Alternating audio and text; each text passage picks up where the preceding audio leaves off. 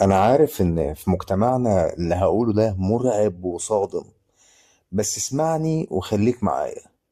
حاول كده بالتدريج إنك تكسر حاجز اللمس. زي إيه كده؟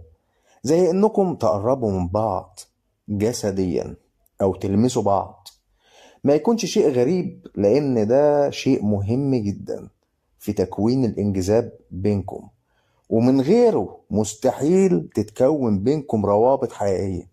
وده شرط أي تطور طبيعي لعلاقة طبيعية بين اتنين بينهم مشاعر بتنمو. اللمس هو المية اللي بتروي العلاقة. حتى لو ما لمستهاش، على الأقل تقربوا من بعض بدون تلامس، وتحس بنفسك وانت تحس بنفسها. القرب الجسدي الطبيعي اللي بيحصل لما اتنين يكونوا مرتاحين لبعض، مش لمس مفروض ولا متصنع، ولا حد بيفرض نفسه على التاني. انتوا الاتنين في نفس اللحظة قررتوا تلمسوا بعض وتحسوا ببعض وتقربوا لبعض. خلي بالك كمان ان المجاملات مش هتفيدك بأي حاجة. هي حلوة، او حتى لو اجمل واحدة في العالم، يا ريت تكتمها في نفسك. مش هيفيدك في حاجة انك تقول لها انها حلوة. اسمع مني، وهي لو حلوة فهي غالبا واكيد عارفة، فهي مش مستنية حد يأكد ليها، وهتكون ممل ليها. امدحها في شخصيتها، ادرسها كويس. امدحها في الحاجات اللي الناس التانية مش شايفاها فيها ومش عارفاها عنها. ما تقولهاش تحب ده ولا ده ولا ده. تفتكر ده هيقول ايه عن شخصيتك قدامها؟ هي مش عاوزة واحد تبقى معاه يكون ضعيف ومتردد. لا، هي عاوزة واحد تحس معاه انها تحت رعايته، شخص قادر هو اللي يقرر. عايزة واحد واثق، عنده رأي وبيشاركها معاه، مش كل حاجة بيسألها. كمان مش هيفيدك ابدا انك تقعد تتفاخر باللي عندك وتبين نفسك قد ايه انت اجمد واحد في الكوكب. هي هتشوف ده من تصرفاتك، فانت مش محتاج اصلا تقول وتغني عن نفسك.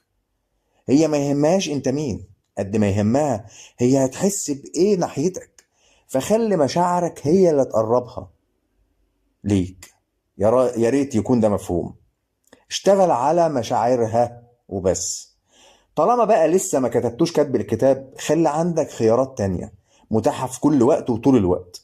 الستات انتقائيين بطبعهم وبدرجة كبيرة على فكرة، وممكن تتقلب عليك في أي لحظة بدون سبب واضح، مزاجها كده. فخليك على تواصل مع الكل الخيارات المتاحة لحد ما تبقوا حاجة بشكل رسمي. يعني افهم من كلامي انك خليك دايما عندك احتياطي. وعلى فكرة البنات بتعمل كده. ما تبقاش ماسك في حد من اول يوم كأنها اخر واحدة في الكون. محدش هينجذب لحد ما عندوش الحياة بتاعته والعالم بتاعه وهواياته، وحياته كلها بتتمحور حوالين شخص هو لسه متعرف عليه جديد. ما تبقاش فارغ وشوف لك حياة بعيد عنها. والأفضل ما تتكلموش غير وانتوا بتحددوا ميعاد تتقابلوا فيه. لو لسه في الأول ما تخليش الكلام جد قوي، ولا تاخد أي حاجة بجدية كأنك كده بتجاوب أسئلة في انترفيو. خلي الجو لطيف وفكاهي وظريف، ومش لازم تجاوب على كل سؤال لأنه هيتقلب بودكاست. خلي عندك إجابات ساخرة مضحكة. خليك دايما خفيف، خفف الجو، وما تخليش مقابلاتك معاها حاجة رسمية. خليك كده واد تافه وظريف. كبر دماغك، ما تخوفهاش وما تقفلهاش منك. حتى لو انت مهتم ومدلوق عليها وشاري، ما تخليش ده يبان عليك ابدا، لا في كلامك لا في تصرفاتك لا في افعالك. ودايما اسألها اسئلة عن شخصيتها او عن اسلوب حياتها، تخليها تحس انها لسه تحت الاختبار، تحت التقييم. على الاقل هتبقى فاهمة بعدين انت ليه معجب بيها لما تعترف ليها، لان كان عندك فرصة تسألها كويس وتعرفها كويس. على عكس مثلا لو تخيلنا ان انت قابلت واحدة زي انجلينا جولي مثلا في الشارع، واول لما هي شافتك قالت لك انا بحبك وبموت فيك، اكيد انت مش هتصدقها، وهتسأل نفسك سؤال: هي تعرفني منين اصلا؟ ماشي. فلازم تخليها تحس انها تحت التقييم طول الوقت. ده احسن ليكم انتوا الاتنين. ويمكن اصلا فعلا تلاقي حاجة مش عاجباك فيها من الاول، ويكون سبب انفصالك عنها، وتكون وفرت على نفسك وقت طويل على نفسك. اعرفها كويس وبس، دي مهمتك، استكشفها. وعلى فكرة هي بتعمل معاك كده من غير اصلا ما انت تكون واخد بالك. اهم جملة تحطها في دماغك لما تتعرف على بنت بغرض الجواز، الحب، اهم جملة: انت مش رايح تتقبل، انت رايح تكتشف هل الشخص ده مناسب لحياتك ولا لا.